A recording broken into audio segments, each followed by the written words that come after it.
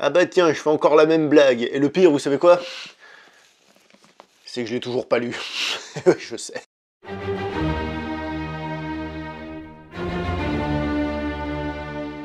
Bonjour à vous les cinéphiles et bienvenue pour cette nouvelle critique en post-projection, on va dire, puisque c'est un direct tout vidéo. Nous allons parler dans cette vidéo-ci du film The Reign of the Superman, qui est la suite de La mort de Superman, réalisé par Sam Liu, un habitué aux productions Warner Animation. C'était la suite de La mort de Superman, que je n'ai pas revu pour l'occasion, et pour tout vous dire, je me souviens pas de grand chose, enfin j'ai une image globale, mais je sais plus exactement quel avait été mon ressenti au moment où je l'ai fait, donc je me rappelle plus ce que j'ai dit dans cette vidéo là, justement, je m'en souviens plus, vous pouvez aller jeter un coup d'œil, quand je tourne, je m'en souviens plus. J'en garde un souvenir plutôt positif, même si je me souviens que bon, c'était en gros un direct ou vidéo, quoi, sans plus, mais plutôt réussi dans mes souvenirs. Donc j'avais pas spécialement de hype à l'heure de voir ce film, et je dois vous avouer que j'ai pas été des masses emballé, mais ça ne veut pas dire forcément que c'est un mauvais film, c'est juste que ça correspond moins au genre d'histoire que j'aime voir. Donc je vais lui donner une note que j'estime être correcte par rapport à ce qu'il raconte et à ce que j'attendais moi. Je vais lui donner un 6 sur 10. Et quand je dis que j'étais pas emballé, je vais pas lui mettre un 3 ou n'importe quoi. Moi personnellement, j'ai trouvé que c'était regardable, donc 6 c'est correct, moi je l'aurais plutôt mis 5 si vous voyez un peu à ce niveau-là. J'ai pas été totalement emballé, mais 6 me paraît être une note tout à fait correcte. Déjà, on va parler de l'aspect visuel qui est plus réussi que dans le film original, on va dire La mort de Superman. Je trouve ça beaucoup plus réussi.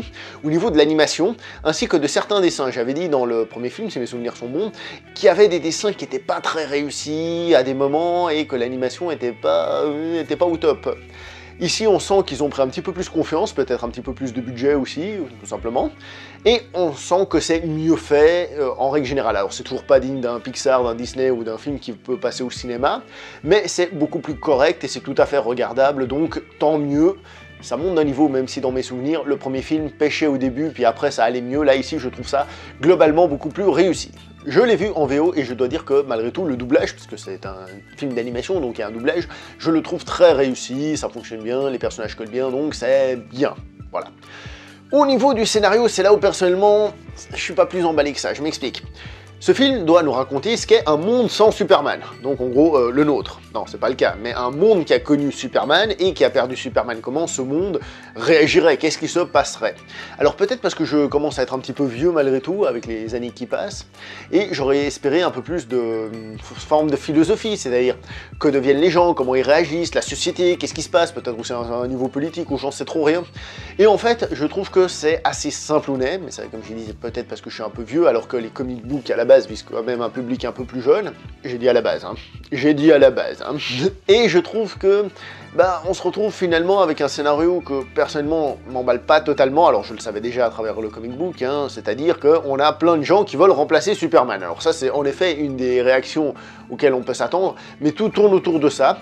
Il y a des nouveaux Supermen, comme on dit, le règne des Supermen, qui débarquent, et qui ont plus ou moins de bonnes intentions. C'est plutôt intéressant, mais je trouve ça un petit peu simpliste, c'est dommage. On le sait, Dragon Ball s'est inspiré de Superman, et Superman, en gros, on va dire, il a deux aspects. Il a l'aspect que j'aime bien, un peu classique, c'est-à-dire qu'il sauve la personne qui est en train de tomber d'un gratte-ciel, il arrive, il vole, il la sauve, il a ce côté sauveur du quotidien, on va dire. Et Superman a en effet un côté plus Dragon Ball, c'est pour ça que je l'ai cité, un petit peu plus je me cogne avec des monstres surpuissants, etc., qui était déjà présent évidemment dans La mort de Superman. Et ici, je trouve que malgré que Superman ne soit pas là, on a beaucoup cet aspect-là, on est totalement dans cet aspect baston, tout ça. Et personnellement, c'est pas forcément, comment dire, ce qui me fait le plus vibrer dans Superman, même si c'est une part de Superman que j'apprécie aussi, mais c'est pas forcément à ce niveau-là que je vibre le plus personnellement. Il y a des personnages qui sont pourtant très bien développés, je pense au personnage de Lois Lane, qui je trouve est très bien, justement, elle est courageuse, elle fait des choses, franchement, j'ai trouvé son personnage vraiment bien mis en avant, ça c'est plutôt réussi. Il y a le personnage de Lex Luthor qui est pas mal. Dans la première partie, j'avais trouvé qu'il était un petit peu trop super machiavélique, en mode je suis le grand méchant. Alors il est toujours super machiavélique, hein, ça n'a pas changé, mais je trouve qu'il est un petit peu plus modéré et qu'il est obligé de placer ses pièces sur l'échiquier, tout ça, j'ai trouvé que c'était un petit peu plus intéressant.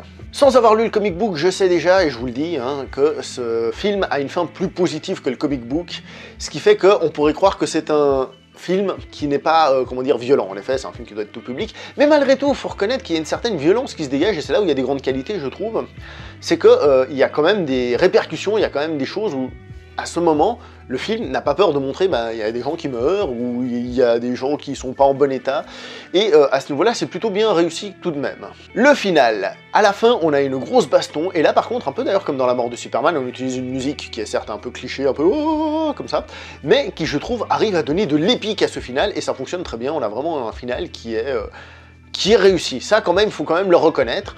D'ailleurs, c'est un peu un spoil, mais bon, je pense que tout le monde sait que Superman revient, hein, et voilà, tout le monde le sait depuis toujours. Et quand il revient, c'est marrant, il a un look qui fait vachement, encore une fois, stéréotype Jésus-Christ, stéréotype, hein, j'ai dit, hein. Et c'est marrant parce qu'il a la barbe qui est un tout petit peu poussée, mais les cheveux beaucoup plus. Faut croire que les Kryptoniens, ils ont pas les poils qui poussent à la même vitesse. Allez savoir pourquoi. Ça doit être le soleil.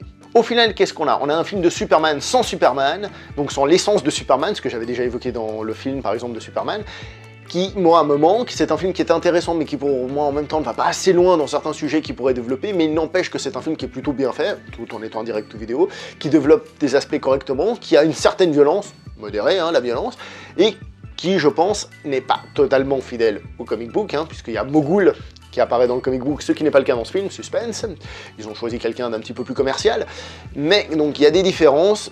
Ça ne dessert pas le film en lui-même, mais malgré tout, j'ai pas été plus emballé que ça, c'est pas forcément la version de Superman, de l'univers de Superman, qui m'emballe le plus, mais ça c'est très personnel, évidemment. Le film en lui-même, je trouve qu'il est sympathique et regardable, mais rien de jouissif, je trouve, hélas, dedans. À part la fin, qui elle est quand même vachement réussie, mais il faut quand même l'attendre. Le film fait 1h27, je crois, à peu près, et je trouve que par rapport à des films qui étaient déjà plus courts, là on a quelque chose de beaucoup plus complet d'un point de vue film, 1h30, c'est une durée de film correcte, et comme c'est la suite d'un autre film, on a, je trouve, une œuvre en animation, en direct ou vidéo, qui à ce niveau-là est beaucoup plus ambitieuse, et ça c'est très intéressant tout de même, c'est pour ça que je salue, et je peux pas non plus dire que c'est un mauvais film en tant que tel, j'ai pas adoré, mais j'ai pas détesté non plus. Je vais m'arrêter là pour cette vidéo, je pense que j'ai fait à peu près le tour sans trop raconter de choses, on se voit prochainement pour une prochaine vidéo, n'oubliez pas de liker, commenter, partager, ciao tout le monde, portez-vous bien.